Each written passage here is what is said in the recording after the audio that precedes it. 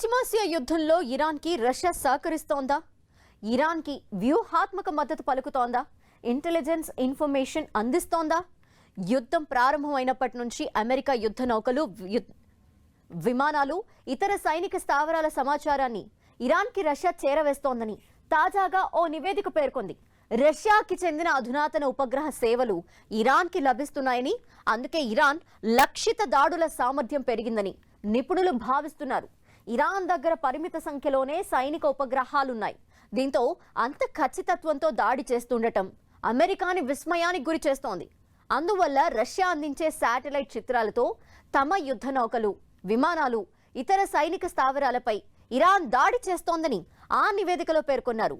Russia ఇస్తున్న intelligence సమాచారంతోనే Iran తన ప్రత్యర్థి గగనతల రక్షణ వ్యవస్థల్ని దాటుకుని దాడులు చేయగలుగుతున్నట్టు తెలిపింది. అగ్రరాజ్యం అమెరికా రష్యాపై సంచలన ఆరోపణలు చేసింది.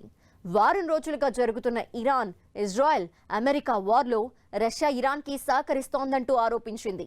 యుద్ధం జరిగితే 2 రోజుల కంటే ఎక్కువ ఆయుధ నిల్వలు ఇరాన్ దగ్గర ఉండవని అమెరికా భావించింది. అయితే యుద్ధం ప్రారంభమై వారం రోజులు దాటినా కూడా ఇరాన్ ఏమాత్రం వెనక్కి తగ్గకపోవడంతో అమెరికా కంగు తింటోంది. అందుకే అసలు ఇరాన్కి అంత టెక్నాలజీ లేదని భావించిన అమెరికా ఇప్పుడు రష్యాపై ఈ ఆరోపణలు చేస్తోంది.